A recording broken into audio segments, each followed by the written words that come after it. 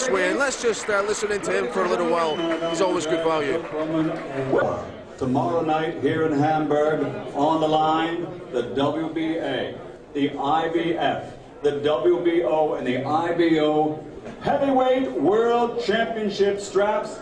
And we're about to have the fighters come out, not just one champion and challenger, 2 world champions, champion versus champion. Coming to the scales at this time, his professional record in 26 fights, 25 victories, including 23 knockouts. He's the fighting pride of London, England. Ladies and gentlemen, the reigning and defending WBA heavyweight champion of the world, David Haymaker.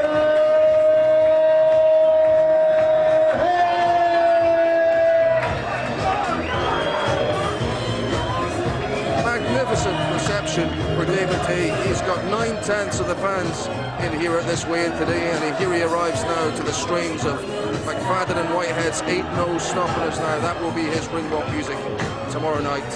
30 years of age now, he's had 26 fights, he's won 25 with 23 knockouts. Just that one defeat back in 2004 to Carl Thompson. But he looks ultra cool and calm, just sauntering in there at an easy pace. How do you think he looks, Lennox?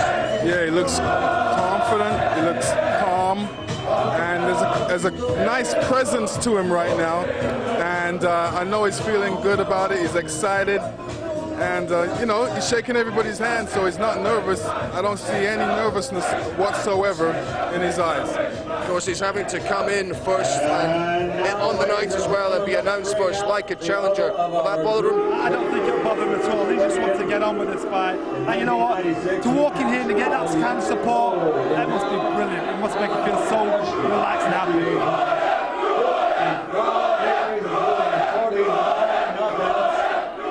Ukraine and Hamburg, Germany. Here is the IBF, WBO, IBO Heavyweight Champion of the World, Dr. Steel Hammer, Vladimir Klitschko.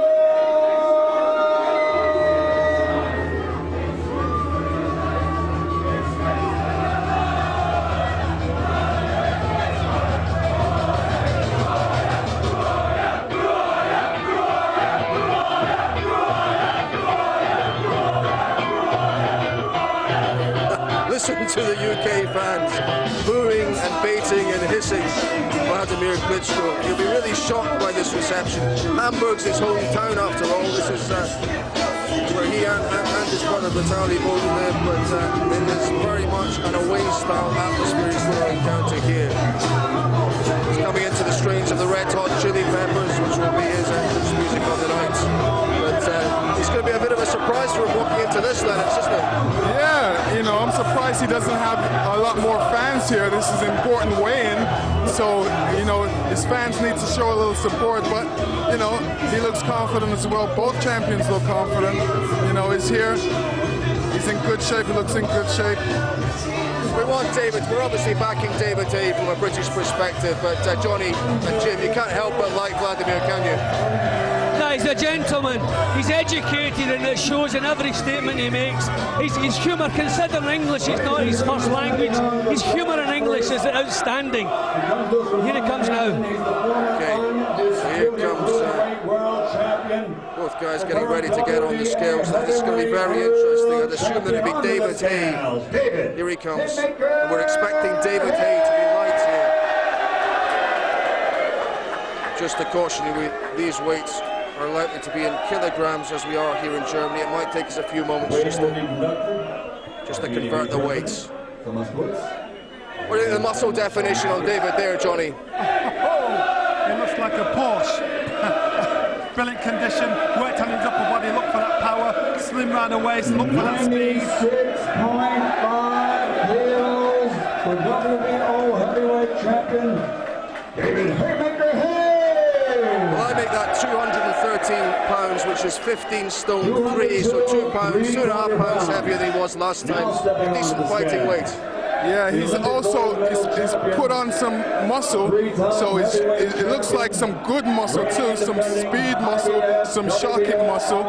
So I think he's prepared to go in there and do some shock. Yeah, the neck looks particularly thick as well around David Haye. But let's see Vladimir now. He was his heaviest ever last time, 17 stone 9 against Samuel Peter, but he looks in great shape there, not carrying any condition at all, it would seem.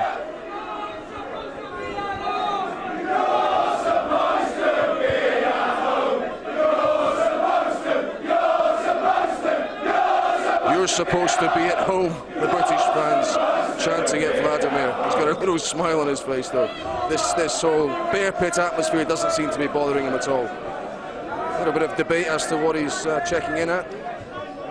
I think Adam Booth's arguing, he wants to know his exact weight. 110 kilograms for Dr. Steel Hammer, Vladimir Klitschko.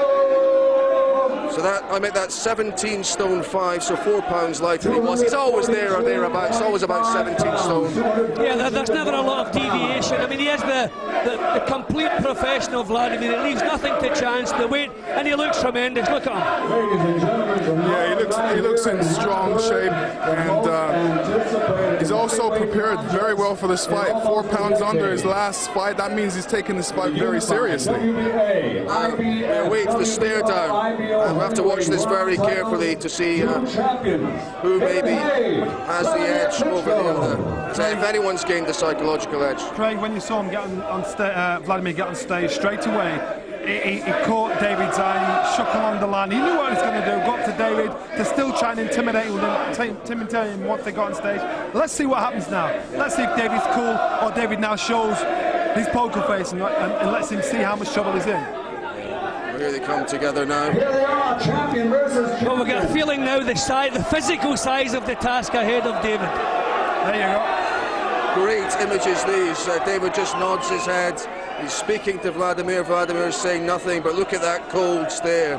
A stare of cold fury in Vladimir Klitschko's eyes. I wonder how long they'll hold them together, because they've been held together for 2 or more minutes in the run up to these stare downs. Now I think Adam Booth will have the word to step in and when he thinks it's gone on long enough to break them up, because nobody wants to be first to look away. But look, it should be Dr. Stone-Face, they call him. And the massive factor is this: Vladimir is in a place full of Brits. Brits aren't like the Germans when they're supporting their fighters. They're loud, they're rumptuous, and now it feels like he's no longer at home. I just have to apologise for some of the swearing you may be catching watching this. I hope nobody's offended by that, but passion's obviously running high here. Now both camps getting very close indeed, and it's absolute bedlam here. I mean, there's hardly space for the various camera crews and reporters that are crowded round. Let me tell you, nobody's going to step away. It's their team that has to really bring them apart, because I know that nobody wants to look away first. And I know David's saying some words to him, trying to egg him on still, but he's also psyching himself up, feeling very good about this fight. But David's doing that to let him see, you know what, I am not scared, I'm not like any of the other opponents. I want this fight. And that was David's biggest issue. He thinks Vladimir's been with opponents that didn't want to win once he got hit with the jab. I think David's going to be down to join us in just a moment or so's time. But talking about Vladimir, David keeps saying that Vladimir still has this vulnerability because he was knocked out twice in the space of 10 months back in 2004. It's a long time ago now, Lennox. I mean, it is a long time. It is a long time, but it's still in the back of his mind. And no heavyweight wants that happened to him before, doesn't want that to happen to him again. So I know Vladimir is going to still be a little bit defensive, especially when it comes out, because he's never been in against a kind of fighter like